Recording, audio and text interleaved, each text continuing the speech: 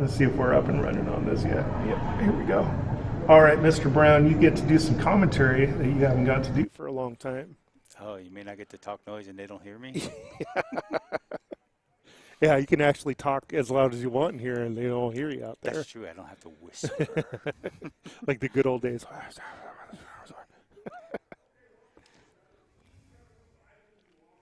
So we have a couple local products here. Jeff Leonard out of Seattle, Washington, and June Gabriel from Eugene, Oregon.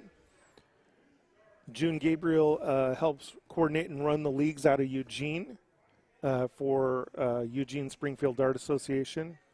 And Jeff Leonard helps run and coordinate all of the stuff for Emerald City Dart Organization out of Seattle.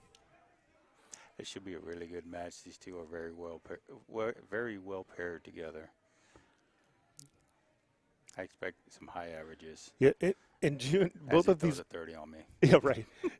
Yeah, commentators curious. These guys are very similar in their demeanor. They're, yeomen as far as their work. They just go up there, throw their darts. No fanfare, no nothing. Just get on with the business, throwing darts. I think June, his last trip to the Philippines, he was able to play in one of those the PDC tours. Oh, was he really? I have to talk to him about that. I think he got to play, and I know he was talking on Facebook about the experience, and all the players that were there was just amazing. You know what? I think I recall something like, didn't he play Diego Portes? Or is it something like that? There's a nice 140 from June. Was it Diego, or did he play Efren? Oh, maybe it was Efren. Yeah. It's like all this stuff runs together for me anymore. Here's a nice little treat for you. Oh, listen. You get to hear the dartboard. Oh, wow. And I hated it for a long time. I didn't want to do it, and now I'm used to it. Now, if it's not there, I can tell there's something missing. But we used to be able to hear the dartboard before. Yeah, well, we were 10 feet away, but we used to be able to hear the drunk lady in the bar too. So that's true. Sitting behind us, trying to sing karaoke on a non-karaoke night. Or there's June Gabriel, nice double 10. Nice 93 average in that first leg. Beautiful darts. Yeah, June is no joke. Neither is Jeff. Jeff starts stroking, and it's all over. Remember the times we're sitting there doing the live stream, and we're literally sitting there watching the match. People would come in, hey, what are you guys doing over here? Well, we're on air, so if you don't mind. I remember the learning phase is quit looking at the live board and look at the monitor. Yeah. A big learning curve there for a while. And then I slowly got things pieced together. And I remember bringing my gaming headset just so people could hear me. Yeah. I remember we had the one headset on, and you could hear just fine, and the other headset sounded like you were talking into a can. Yep. That's good times. Good memories.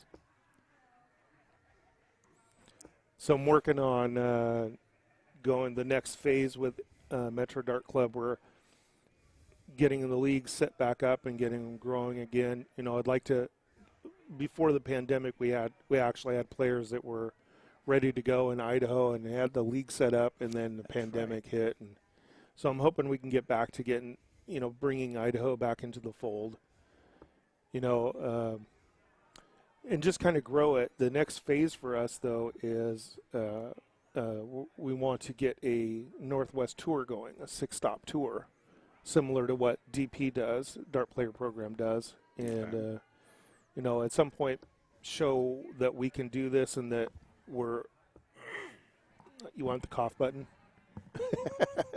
Sorry, I just needed to clear my throat there. Yeah, show that we're capable of running a tour and do all that stuff, and then join the DP program.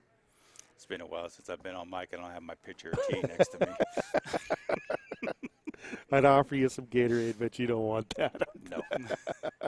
I know what you do with that Gatorade bottle. That's right. So we got a little role reversal going on here in this leg. June was absolutely crushing it in the first leg. It looks like Looks like Jeff Leonard's popping pretty good now. Hey, never count that man out. No, he is, if anything, he is steady. And as soon as I say that, he hits a 46. Commentator screws every time. You know, I remember playing against Jeff and having him on life support, and somehow, some way, he came back and beat me. Oh, I've got a horrible story about Jeff Leonard. Not for him, but for me. So playing a Portland Open against him, and it's the finals, Jeff Leonard and myself. And best of 7. We're tied 3 legs apiece. I'm sitting on 36. Jeff Leonard is, I think he was on 117. I don't remember. It was a ton plus. And right before I go up to shoot, Paul Campbell walks up to me and goes, "Oh, hey, I need to talk to you for a second." And I literally put my arm on his shoulder and pushed him gently to the side. And as I did that, Jeff walks up and hits a ton plus out on me. And I'm like, are you kidding? Come on, guys. I have 2 stories about Paul Campbell. That one. You see, Paul knew it was over already. Even though you didn't know it was over, he knew it was over. So I'm playing at the, there's another nice pop on that. That's a nice hold to throw right there by June. Oh, you can see that frustration in Jeff's eye. Let's see what he does this round. So I'm playing the ADO qualifier at Battle of the Grove.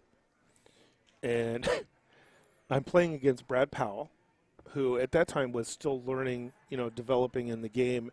And back then I was a decent shooter. And so like I had the target on my back for Brad. Right. I was the guy that he wanted to beat.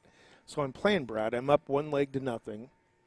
And Paul Campbell is literally sitting like 3 feet away from where our board is, and he's looking at his monitor, and he looks up at me, and he goes, "Oh, by the way, if you win this leg, you're the one that goes to nationals." We're in the middle of the leg. I'm down 2 and out, and he goes, "If you win this leg, you go to nationals." Like, I hadn't thought about it the entire tournament. I hadn't thought about any of it. I was just, going through the gears, throwing my darts. Yep. I go up there, I go, wire the 20 inside, wire the 10 inside, wire the 5 inside, and then Brad goes up and takes the leg. Right? So when Brad takes the leg, it becomes a 3-way tie between Brad Powell, Bob Ross, and myself. I'm going to guess Bob Ross won. And Bob Ross won. And I walked up to Paul afterward and go, "Can you do me a favor?" And he goes, "Oh, yeah, sure, what's that?" And he's all jovial, Paul Campbell. He goes, "Oh, yeah, sure, what's that?" I go, "When a player is about to win something, they don't need to know where they're at. And when you tell them where they're at, you now just put that thought in their head that didn't need to be there. Please don't ever do that again." And he's like, "Oh, man, I didn't even realize I did that." Come on, you can't do that to players. Yeah, so those are my 2 worst stories in darts. Just about to win the Portland Open, he did that, and then about to win the ADO qualifier. I'm trying to remember what was for Connecticut, to go to Connecticut. Oh, good old Connecticut. Yeah. The tournament that's no more. That you had to land at the airport and either hitch a ride or rent a car because the event was an hour away. Mm-hmm. Yeah, back then, though, there were enough players going from the Northwest that you just hook up with somebody and you kind of travel together. Jeff he's got some frustration on his face right now, doesn't he? Yeah, he does. It's hard to tell, though, with him because he looks the same all the time. You got to look at the But, eyes. yeah, I know Jeff well enough, though. Nice setup. Yep, June's setting himself up. Oh, he's in the 2 on that. Big Fat 13 gets 1 shot at this. Oh, just outside.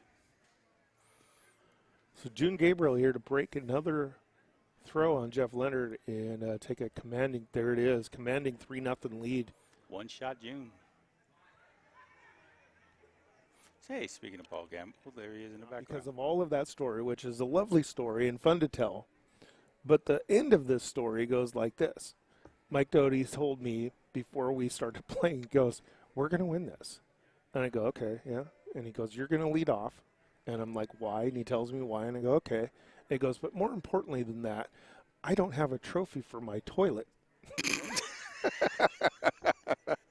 So I don't know if it's still there, but for a long time, the Slifer Cup, there was two of them. The Slifer Cup would sit on the back of his toilet mantle and the back of my toilet mantle. Somebody call Mike Doty. We need to verify if it's still there. He'll tell you. For sure, he'll tell you. Oh, that is funny. I think the only trophy that I'm probably going to hold on to is the one I didn't want. And you know the reason why.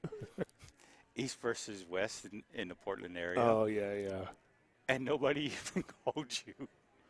Right, yeah. I was like, you have one of the top shooters in the city on the east side, or the west side, sorry.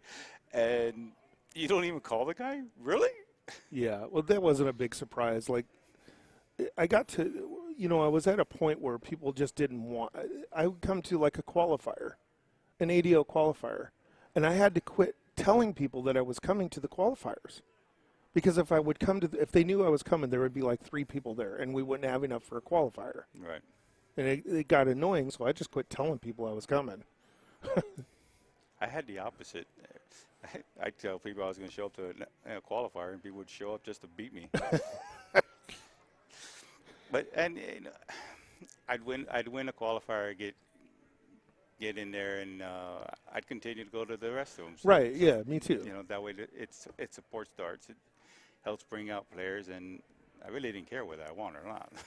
Yeah, I would win a qualifier and I'd show up to the rest of them just to have that extra person there to make sure that there was another qualifier done. Exactly. Get more people qualified for a regional.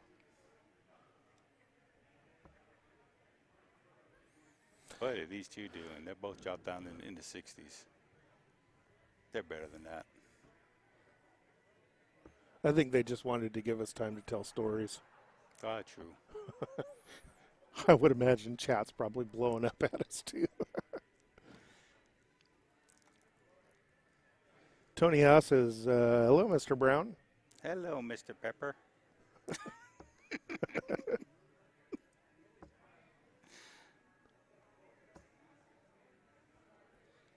Lazy Kid Brad is out.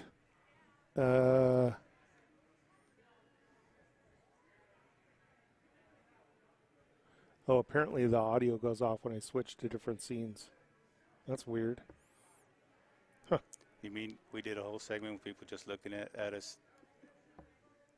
No, We were talking away and nobody heard us. Sounds about right. Nobody wants to listen to us anyway.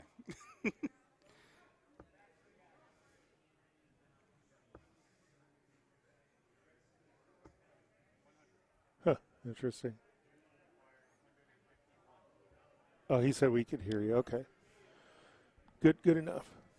I've been really lazy this weekend on the chat. Normally I'm on the chat, but like I'm so into the production that we do with the CDC stuff. I'm never on the mic. I'm always just on the computer doing stuff. So like I forget now that I have this over here. So people are asking me questions and I forget to check. So my apologies, everybody. Oh, one of the really nice things is we're in a complete different room. Yeah, I finagled this. Can you believe that? I heard.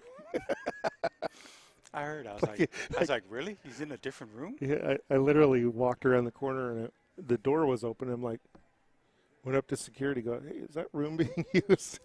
So they literally called all of the different people and eventually circled around to the marketing manager and she goes, yeah, it's open, go use it. Fantastic. Yeah, no kidding. Now you don't have all those annoying people, popping into the booth like me. Well, except for you somehow managed to get in here. I had a hall pass. You had a hall pass.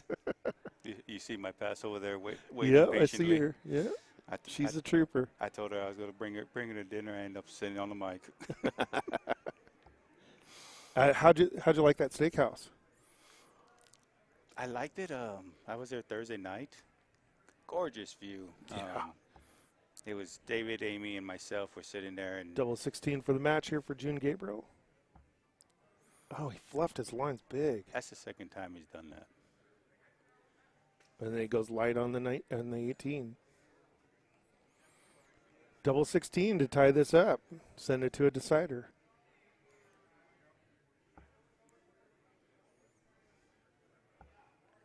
I just said double 16, didn't I? I was waiting for him to finish before I pointed that out. But but we were sitting there, and out popped the deer On the beach? in the parking lot. Oh, in the parking lot, yeah.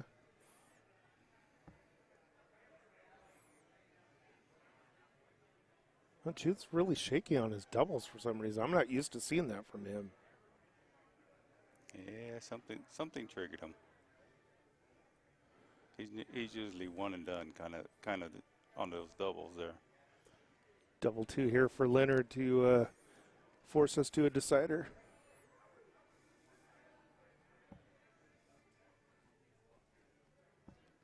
That second dart blocked him badly. His darts usually land straight, and that was definitely at an angle.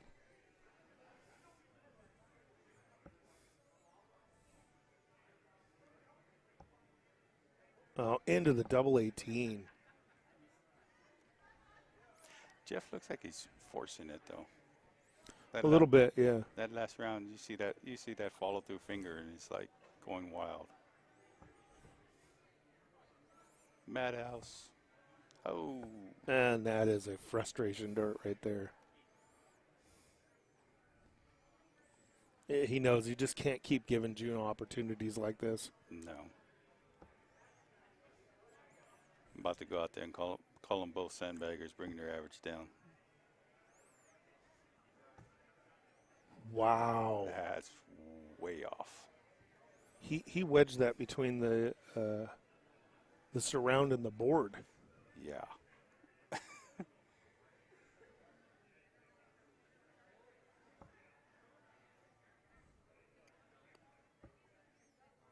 That's where he meant to put the second one last time. Right above the double. Stuck in Madhouse now. This is what we call an average killer. This is what I call flip a coin. Get on to the next match. Wow. Can't be afraid of it. You got to throw it. No, be aggressive.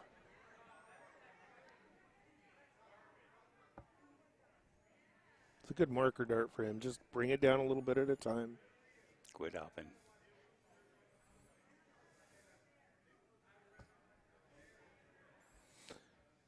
I am not used to seeing this from either one of these players. These guys are making me feel like going out and playing now.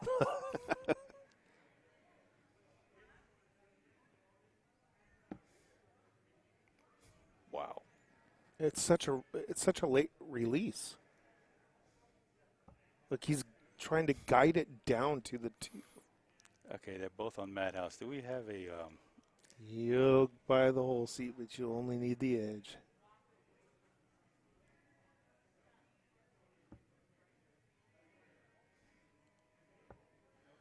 Wow. That was 48. darts. Wow.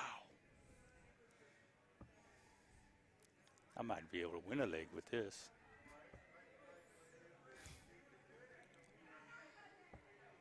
There it is. There it is.